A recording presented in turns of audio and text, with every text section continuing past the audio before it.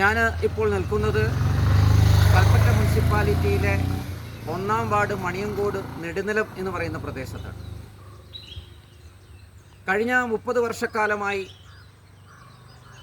ആദ്യത്തെ 2 ടേം കോൺഗ്രസിൻ്റെ കൗൺസിലർമാരും പിന്നീട് തുടർച്ചയായിട്ട് 20 വർഷക്കാലം CPMൻ്റെ കൗൺസിലർമാരുമാണ് നമ്മുടെ ഈ മണിയങ്കോട് 1-ാം വാർഡ് ഭരിച്ചിട്ടുള്ളത്. ഇവിടെ നല്ലവരായിരിക്കുന്ന നാട്ടുകാരോട് ചോദിക്കാനുള്ളത്, കാലം ഇത്ര പിന്നിട്ടിട്ടും മാറി മാറിയുള്ള ഭരണ സംവിധാനങ്ങൾ വന്നിട്ടും എന്തു മാറ്റമാണ് നമ്മുടെ ഈ മണിയങ്കോട് 1-ാം വാർഡിലുണ്ടായത് എന്ന് നമ്മൾ ആത്മപരിശോധന നടത്തേണ്ടതാണ്.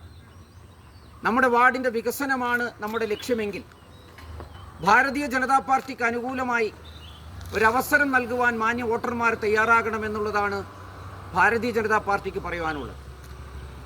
ഇവിടെയുള്ള റോഡുകളെല്ലാം പൊട്ടിപ്പൊളിഞ്ഞ് കിടക്കുന്നത് മാസങ്ങളായിട്ട് പൊട്ടിപ്പൊളിഞ്ഞ് കിടക്കുന്ന സാഹചര്യമാണുള്ളത്.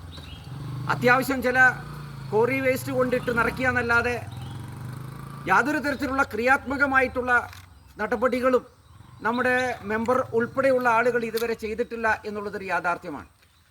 അതുപോലെ തന്നെ നമുക്കറിയാം, നമ്മുടെ മണിയങ്കോട് റേഷൻ കടയുടെ ഭാഗത്തുള്ള ഒരു പാലം 30 വർഷക്കാലമായിട്ട് അവിടെ ഒരു 10-16 കുടുംബങ്ങൾ താമസിക്കുന്ന ഒരു സ്ഥലമാണ്.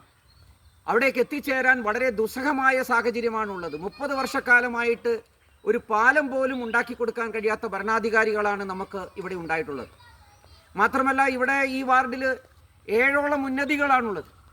ചോർന്നൊലിക്കുന്ന വീടുകളും പണിതീരാത്ത വീടുകളും വളരെ ദുസ്സഹമായ രീതിയിലുള്ള ജീവിതം നയിക്കുന്ന ആളുകളുമാണ്, ഉന്നതിയിലുള്ള ആളുകളെയാണ് നമ്മളിവിടെ കാണുന്നത്. ഇതിനെല്ലാം ഒരു മാറ്റം വേണ്ടേ? ഈ മാറ്റത്തിന് വേണ്ടിയിട്ടാണ് ഭാരതീയ ജനതാ പാർട്ടി ഈ തെരഞ്ഞെടുപ്പിൽ നിങ്ങളുടെ വിലയേറിയ സമ്മതിദാനാവകാശം താമര അടയാളത്തിൽ രേഖപ്പെടുത്തണമെന്ന് പറയുന്നത്.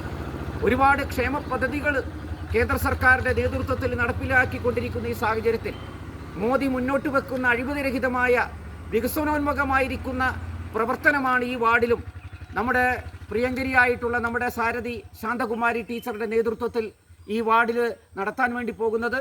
അതിന് ഈ അവസരത്തിൽ ഒരു മാറ്റത്തിന് വേണ്ടി താമര അടയാളത്തിൽ വോട്ടുകൾ രേഖപ്പെടുത്തുവാൻ എല്ലാവരും തയ്യാറാകണമെന്ന് ഈ അവസരത്തിൽ വിനീതമായി അഭ്യർത്ഥിക്കുകയാണ്.